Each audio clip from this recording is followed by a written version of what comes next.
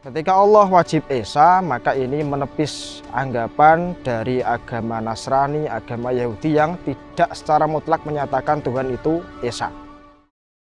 Assalamualaikum warahmatullahi wabarakatuh. Bismillah, alhamdulillah, wassalatu wassalamu ala rasulillah Sayyidina Maulana Muhammad ibn Abdillah, la hawla wa la quwata illa billah, amma ba'dah. Alhamdulillah, pada kesempatan kali ini kita akan melanjutkan kajian Aqidatul Awam, dan pada kesempatan kali ini sudah sampai pada nandom yang ke-7. Kemarin telah dijelaskan tentang sifat wajib Allah mulai nomor 1 sampai nomor 4, yaitu wujud, qidam, baqo, kemudian mukhalafatulil hawadisi. Sekarang kita akan melanjutkan sifat wajib Allah. Mari kita baca dulu nantumannya sebelum nanti kita akan bahas lebih dalam. Wa qaimun ghani wa wahidun wahai qadir muridun alimun bi kulli syai. Wa qaimun lan Allah dat kang jumeneng ghani tur semugeh wa wahidun tur nyuwiji atau esa secara bahasa Indonesianya, wahai atau wahayun lan urip maha hidup, qadirun tur kuwasa, muridun tur kersa, alimun tur ngudaneni bikulli syai'in kelawan saben-saben suwiji-wiji. Artinya bahwa Allah itu wajib bersifat urutan yang kelima, yaitu qiyamuhu binafsihi. Pertama ya, urutan yang kelima adalah qiyamuhu binafsihi. Artinya Allah Subhanahu wa taala ini mandiri, tidak butuh dengan selainnya.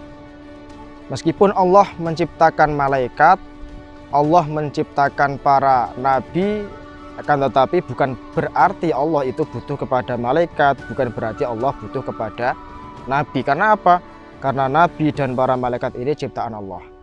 Justru makhluklah yang butuh kepada Sang Khalik atau butuh kepada Allah. Sehingga Allah tidak butuh tempat, Allah tidak butuh pembantu dan sebagainya. Jadi kita tidak boleh mengatakan bahwa para malaikat, para nabi ini adalah pembantu Allah, karena nanti akan terkesan bahwa Allah Subhanahu wa taala butuh kepada makhluknya. Di samping itu Allah juga menciptakan manusia yang tujuannya tidak lain adalah untuk beribadah. Ini juga kita harus pahami bahwa karena Allah ini punya sifat qiyamuhu binafsihi, maka bukan berarti Allah butuh pada ibadah kita. Bukan berarti Allah butuh kepada ibadah hambanya. Akan tetapi hambanya lah yang butuh kepada Allah melalui perantara, yaitu ibadah seperti sholat, zakat, dan sebagainya.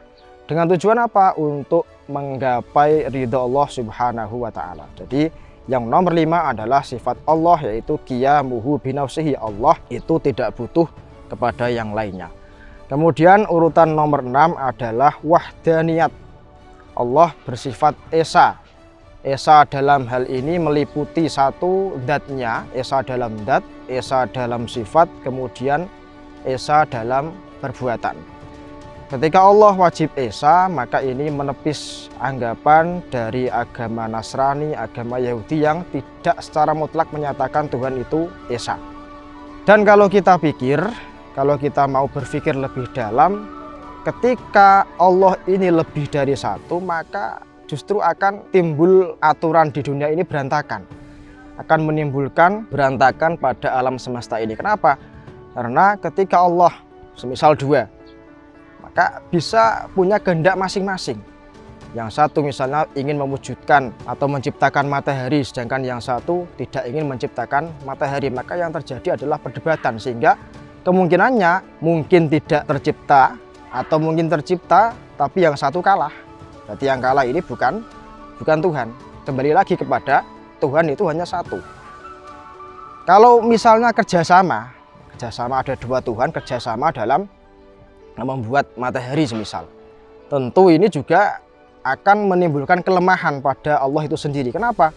Karena ada ketergantungan satu sama lain, sehingga yang cocok atau yang pas secara logika bahwa Allah itu hanya satu. Untuk menentukan kekuasaan yang mutlak ini, maka Allah harus esa, harus satu, tidak boleh ada yang menyamainya, tidak boleh ada yang menyetarainya dalam segala hal apapun. Itu yang sifat wajib yang nomor 6. Selanjutnya sifat wajib yang nomor 7 yaitu qudrat. Artinya Allah Maha Kuasa. Allah Maha Kuasa terhadap segala hal. Innallaha ala kulli syai'in qadir. Bahwa Allah ini berkuasa akan segala sesuatu. Semua yang ada di dunia ini, yang tercipta pada dunia ini tidak lepas dari kuasa Allah Subhanahu wa ta'ala. Allah mampu mewujudkan apapun dan Allah juga mampu untuk tidak mewujudkan apapun. Itu sifat yang ke-7. Kemudian sifat yang ke-8 adalah irodat. Namun sebelumnya dalam memahami makna yang sifat kudrat tadi, kita harus tahu bahwa ada ta'aluknya tersendiri atau ada keterkaitannya, bahwa sifat kudrat ini hanya terkait pada hal-hal yang sifatnya mungkinat.